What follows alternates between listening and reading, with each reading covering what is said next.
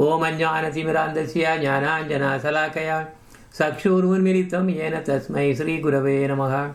Namo Om Vishnupadaya Radhikaye Priyatmane Sri Srimad Bhaktivedanta Narayana iti namine. Namo Bhakti Vinodaya Sachidananda namine. Gaura Sakti Swarupaya Rupanugavarayate. Hare Krishna, Krishna Krishna, Hare Hare. Hare Rama, Rama Rama, Hare Hare. So, in the last class, we really saw the 3 stages of bhakti. What is that? Stages means actually we are progressing. So, they are sadhana bhakti, bhava bhakti, and then prema bhakti. Sadhana bhakti means following rules and regulations in devotional activities. Bhava bhakti takes us to the next level, which is to develop spontaneous love for Radha Krishna. So rules are actually getting relaxed.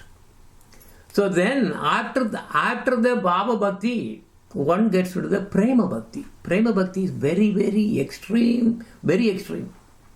So those devotees will be always immersed in spontaneous love for Sri Radha Krishna. There is no sastric rule will apply for them. No dharma will apply for them. That example is the gopis. They don't follow anything. But they are the prema bhaktas. So, starting from sadhana bhakti, then one gets to bhava bhakti, and then from bhava bhakti, one gets to prema bhakti. Okay? And now, there are 2 types of sadhana bhakti. Okay, if you take the sadhana bhakti, there is something, some raganuga component is there. So, Vaiti sadhana bhakti or raganuga sadhana bhakti. So, when one gets in the raganuga sadhana bhakti, then their bhava will be higher and then they will go to the prema bhakti.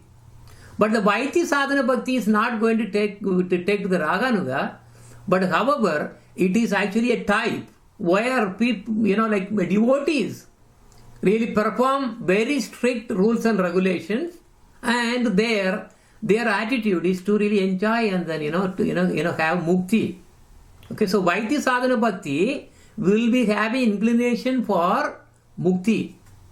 Raganuga bhakti is not. It is different. Okay, so that is how we are actually differentiating. But can one go straight away to Raganuga bhakti? Very rare. Because one has to go for the ordinary devotees.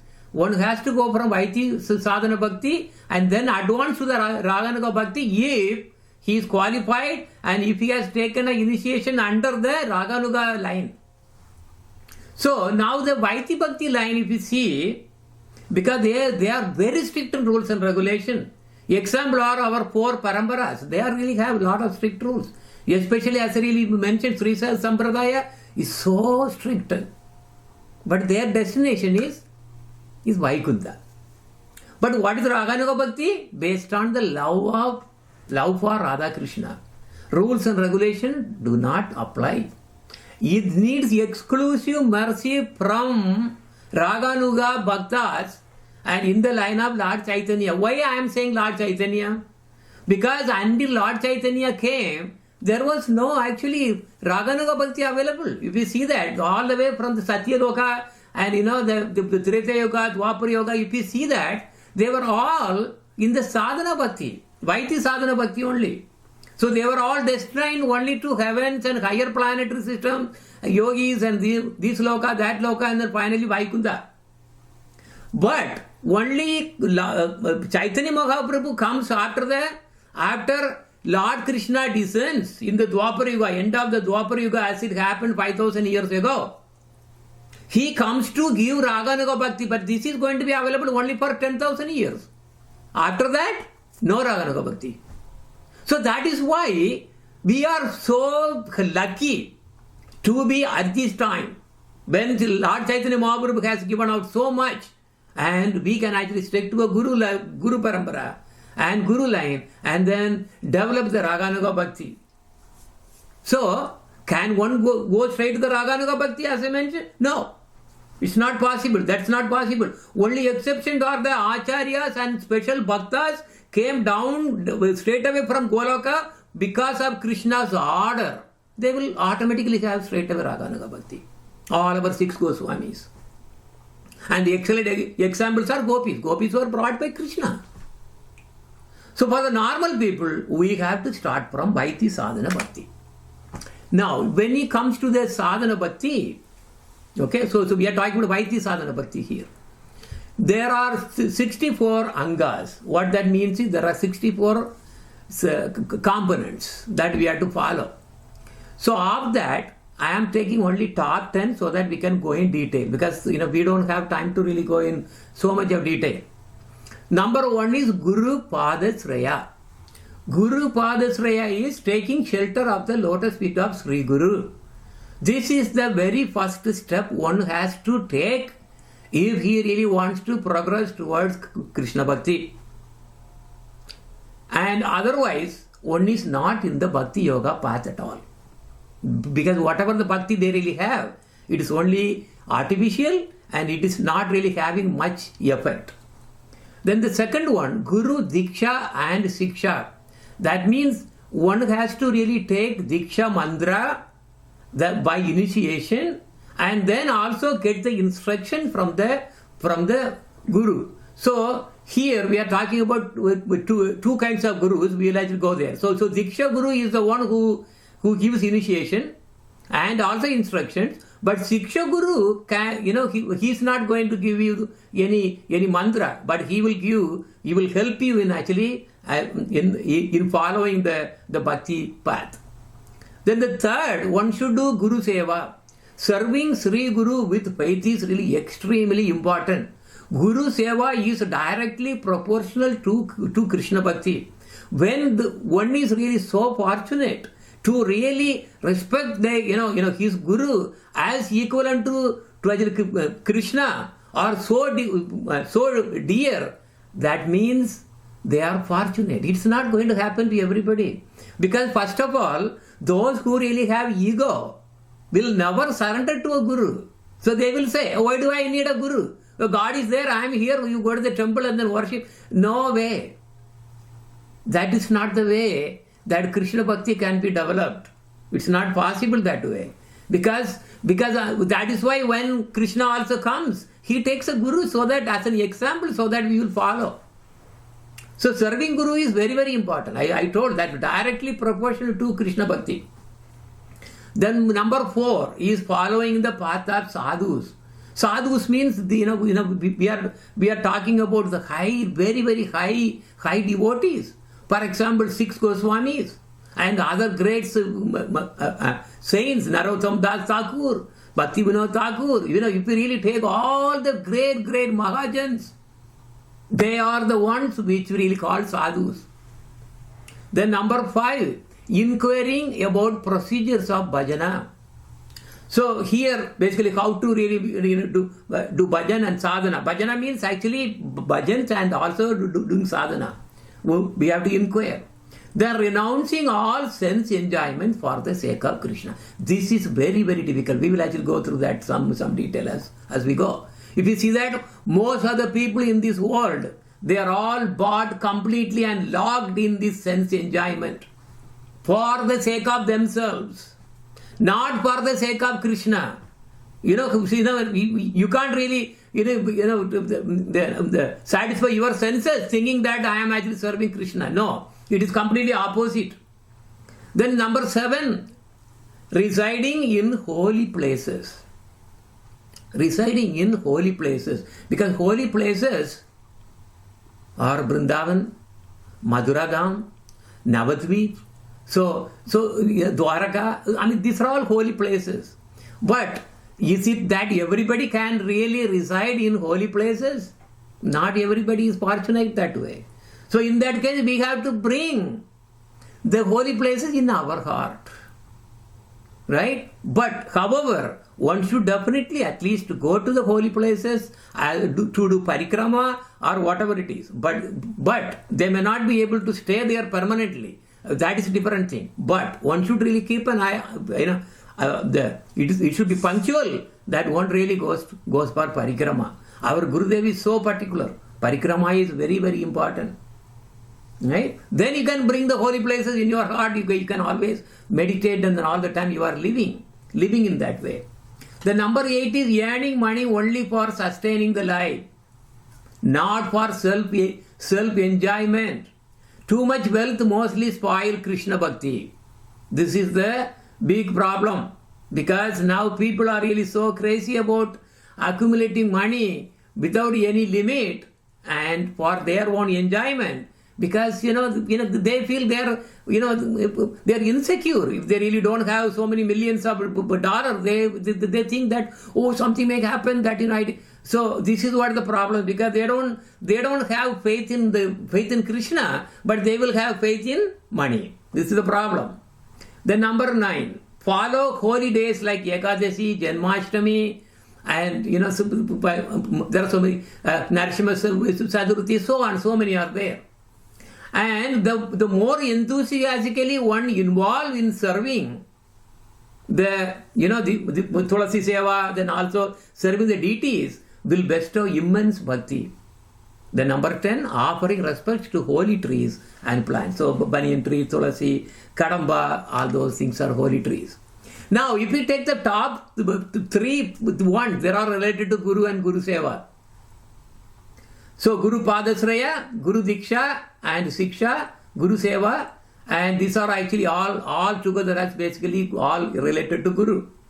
So accepting a Guru is a foundation of Krishna Bhakti, and that is why, as I mentioned, Krishna, even when he comes, he accepts the Guru, because if he violates, then everybody will actually, they won't follow the rules. So there are different kinds of Gurus. So what we really see here is Diksha Guru, Siksha Guru, Sravana Guru, Bhajana Guru. So Diksha Guru is only one, like the class teacher in charge. So he is the one who gives Diksha Mantra and will be responsible for your progress, and all the way through he is having complete responsibility over you. And also called Mantra Guru. You can also call him as Mantra Guru. Who is Siksha Guru? Siksha Guru is the one who is, there can be as many Siksha Guru, but only one Diksha Guru.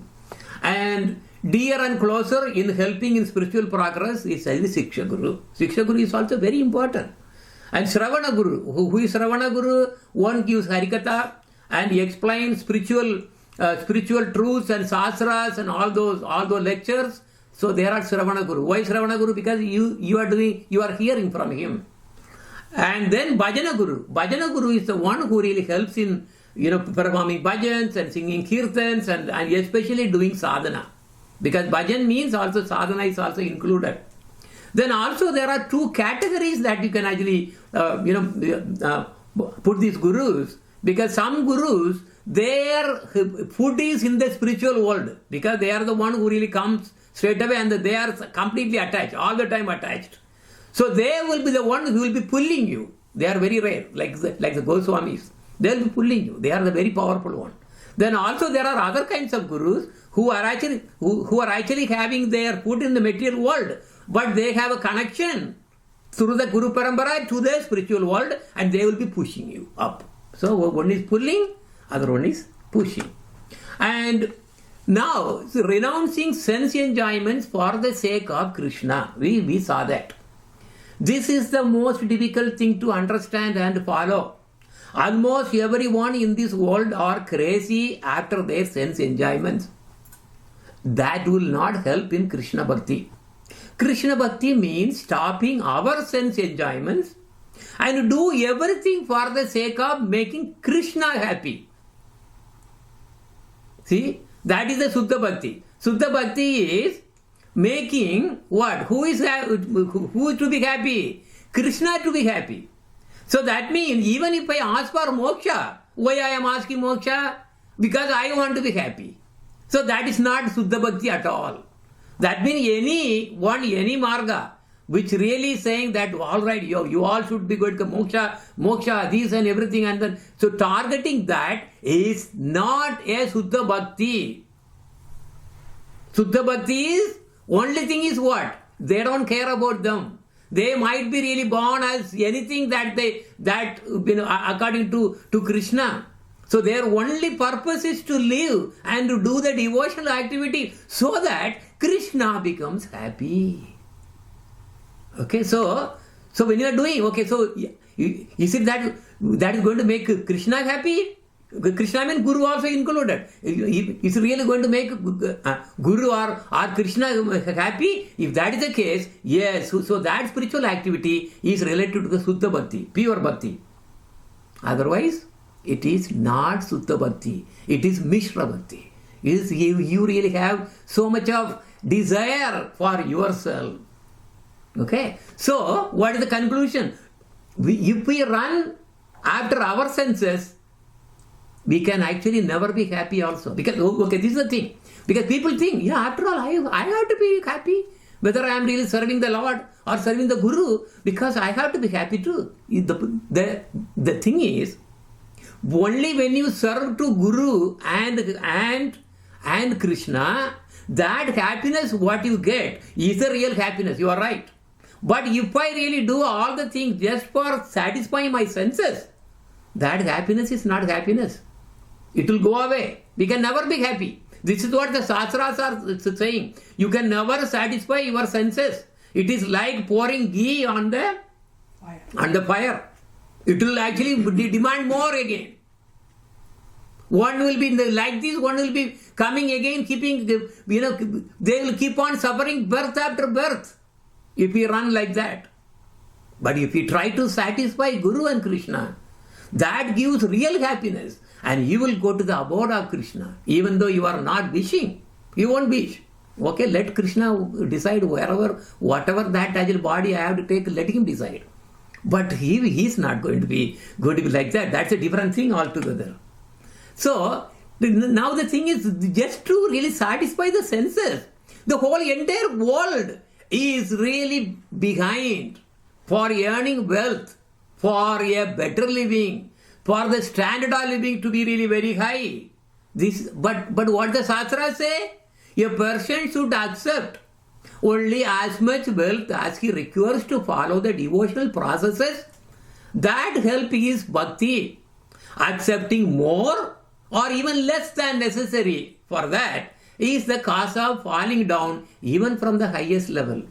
But you should not be low also, because otherwise then you cannot really do the sadhana. So you have to have some, but not too much. This is very important. So you have to have just right. But invariably everybody is really so crazy in amassing the wealth. Okay, so this has nothing to do with Krishna Bhakti. It is the opposite to Krishna Bhakti. It will really it will harm us, and we will never become happy because of that. And then we will be, our life will be really totally waste, and we will be really born and dead and born and dead and born and dead. This is, then we will get the endless, this samsara sagara. That is what we have to avoid. Now also we saw that observing all the Ekadasis and all the holy days like Janmashtami, etc. Ekadasi is very, very important. Very, very important. Ekadasi gives birth to Krishna Bhakti. It is called Bhakti Janani.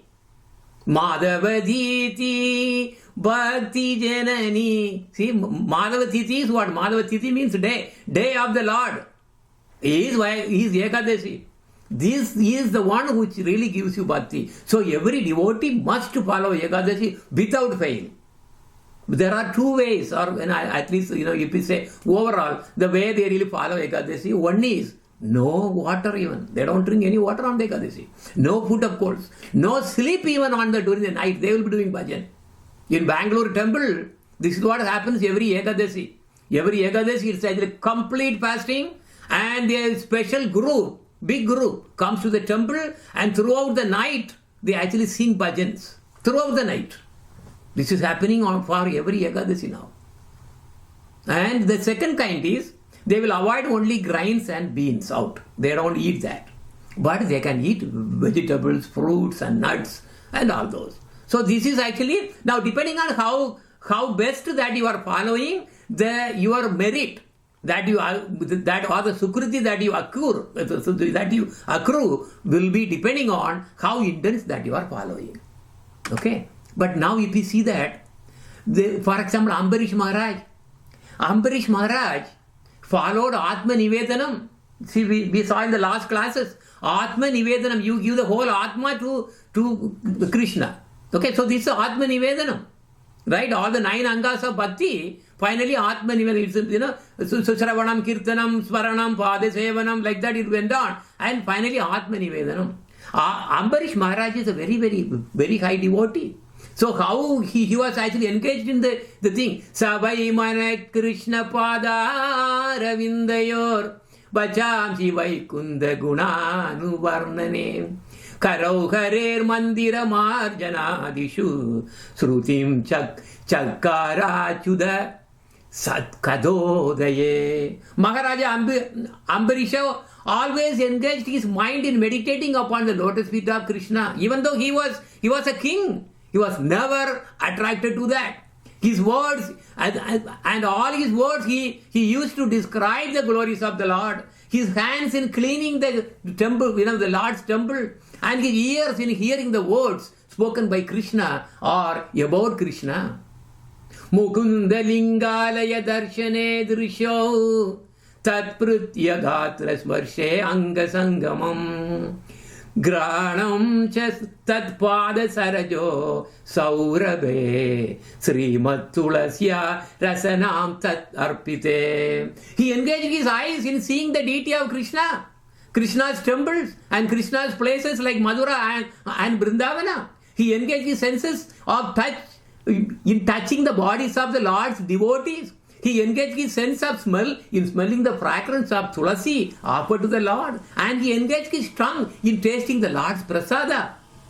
Padau Hare Kshetra Padanu Sarpane Shiro Krishikesha Pada Vivandane Kamam Chadasyena Tu Kama Kamyaya Yato Tamasloka Janasraya Ratihi. He engaged his legs in walking to the holy places and temples of the Lord, his head in bowing down before the Lord, and all his desires in serving the Lord.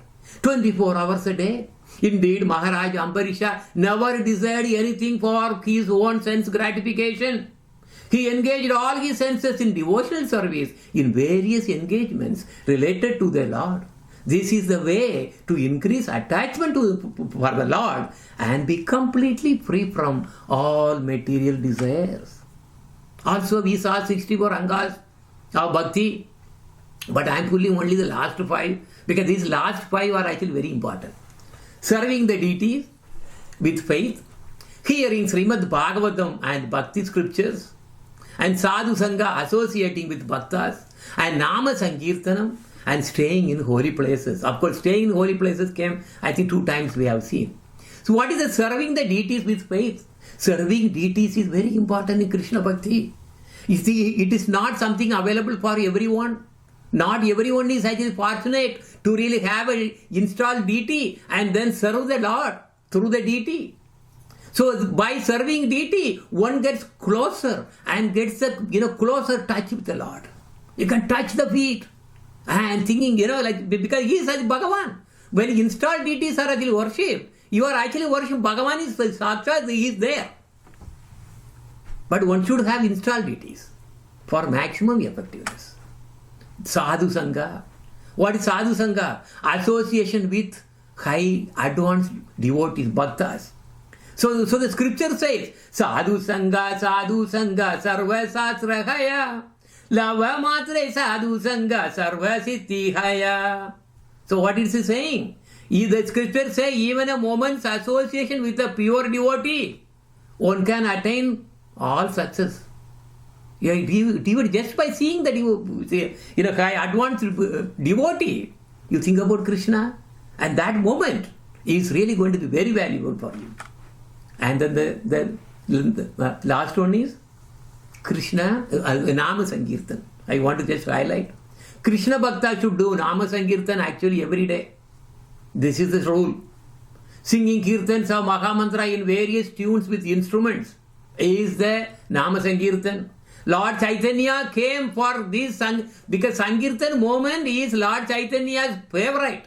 Because Yuga Dharma is Sankirtanam, Nama Sankirtanam. So he came just for the purpose of inaugurating the Nama Sankirtan in this Kali Yuga, because in Kali Yuga, this is the only Yuga Dharma. There is nothing else.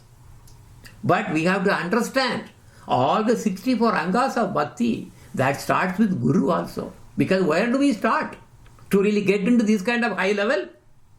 That without a Guru, one's Bhakti sadhana has no value.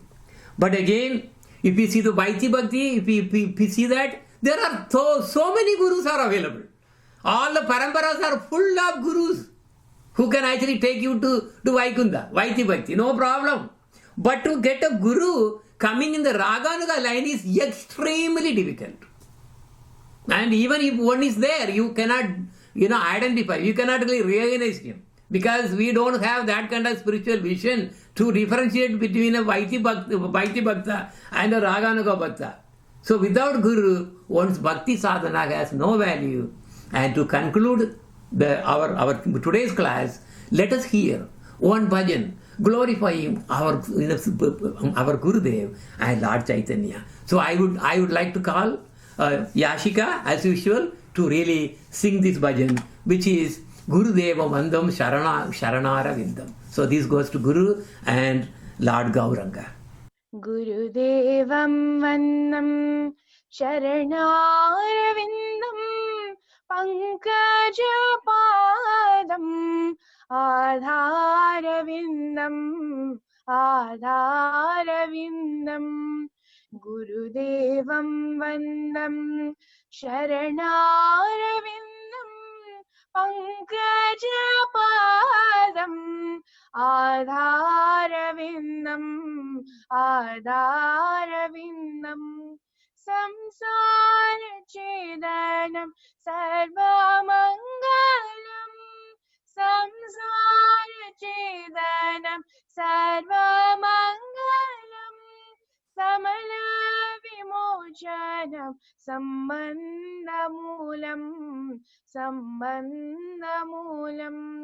Samsara Chedanam Sarvamangalam Samala Vimochanam Sambandhamulam Gurudevam Vandam Sharanarvindam Pankajapadam Adharavindam Anurakti Bhavam Atishaya Saram Anurakti Bhavam Atishaya Saram Abhayam Udatta Dayala Rupam Anurakti Bhavam Atishaya Saram Abhayam Udatta Dayala Rupam Gurudevam Vandam Sharanarvindam Pankajapadam Adharavindam Chaitanya Devam Sharanarvindam Pankajapadam Bhajanarvindam Chaitanya Devam Sharanarvindam Pankajapadam Bhajanarvindam Karunya Rupam Kanakavananam Karunya Rupam Kanakavananam Kaliyuga Kshema Avataravisham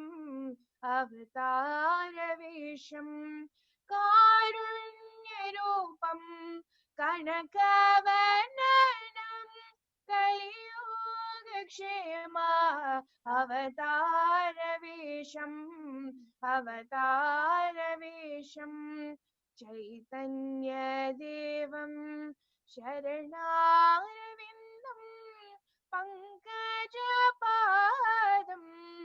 भजनारविन्दं भजनारविन्दं सङ्कीर्तनं मर्म मन्दिरालानं सङ्कीर्तनं मर्म मन्दिरालानं सर्वजगता प्रेमवितरणं प्रेमवितरणं सङ्कीर्तनं मर्म मन्दिरालानं सर्वजगता प्रेमवितरणं प्रेमवितरणं गुरुदेवं वन्दं चरणारविन्दं पङ्कजपादम् आधारविन्दं मालारविन्दं चैतन्यदेवं शरणारविन्दं पङ्कजपादं